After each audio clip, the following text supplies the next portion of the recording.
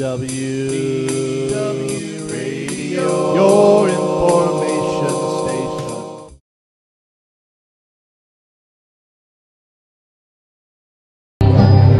Hello everybody and welcome to WDW Radio Live. I am Lou Mongello from WDW Radio and I'm coming to you tonight from the 3rd annual Swan and Dolphin Food and Wine Classic, located right here on the promenade between the beautiful Walt Disney World Swan and Dolphin hotels, located right near the Epcot Center Resorts.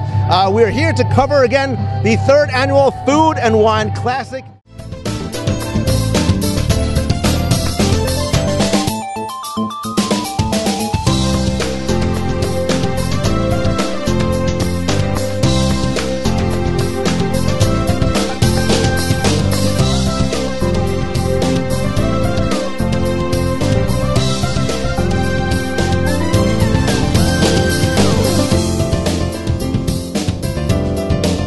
I am Lou Mongello from WDW Radio. I remember you, man. How can I forget you, man? How can I forget you? Right, that's right, man. I have a face for radio, as they say.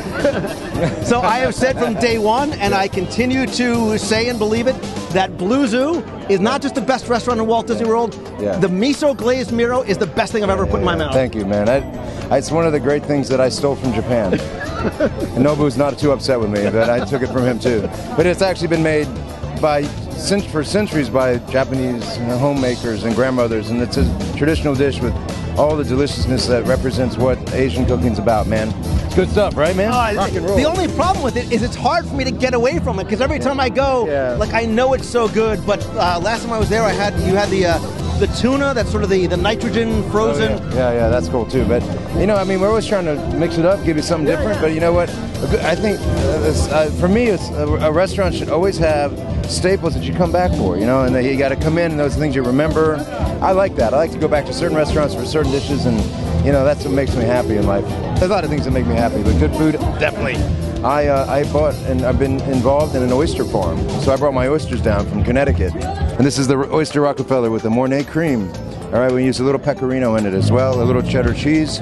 All right, and the spinach, cream spinach, some crumbled bacon, what's got good with bacon, and a little toasted breadcrumb, and we roast those for a very short time at a high temperature, and that's what you get. And the best part's that nice burnt part. I would say that nice little crust up on top. Absolutely wonderful. Very, very creamy and smooth. It's delicious.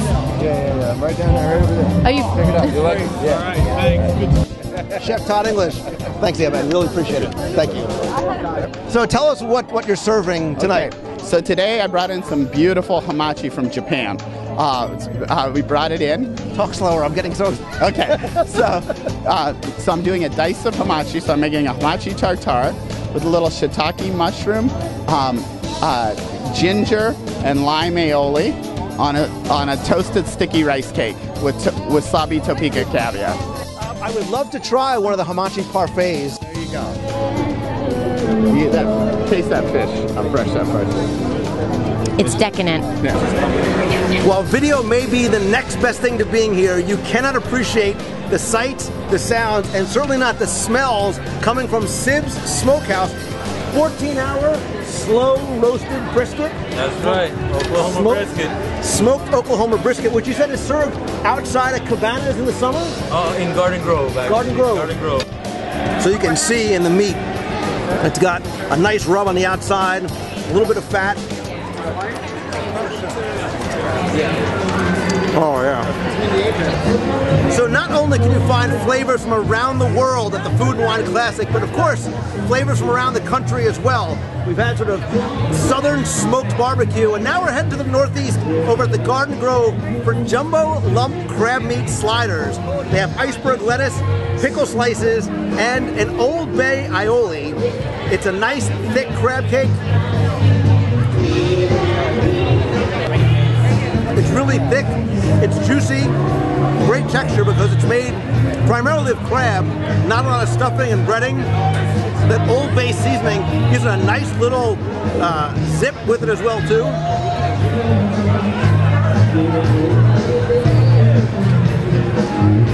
That's nice.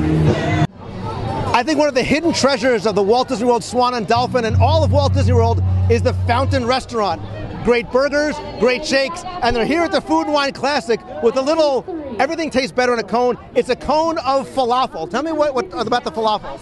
Actually, it's all pretty good. I really enjoy it. It's the cumin, it's the sesame paste, it's all really tasty. But it does taste better because it's in a cone. Yeah, it does. Actually, just shake it up and toss it back. That's what everyone And so for people who are not familiar, what is falafel made from? Falafel, it's made from ground up chickpeas. It's got a little cumin, garlic, salt, pepper, parsley rolled up into a little ball and deep fried, and then a little tahini sauce on top. I'm going to forget that you said deep fried because I heard chickpea, which means it's healthy. Pretty good. Oh, yeah. As you walk down the causeway, you are drawn to some of the different booths by what you see, but here, over at Fresh, you're definitely drawn in by what you smell, because this is not your average burger. Chef Joseph is making a burger with caramelized onions. Chef, can you tell us a little bit about this burger? Yeah, it's served on a cheddar bun with caramelized onions, a truffle aioli, and a Myers burger. So everything is better, certainly with onions and a cheddar bun as well, because, of course, everything's better with cheese.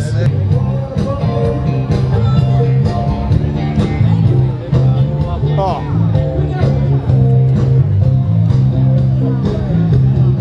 That is a ridiculous hamburger.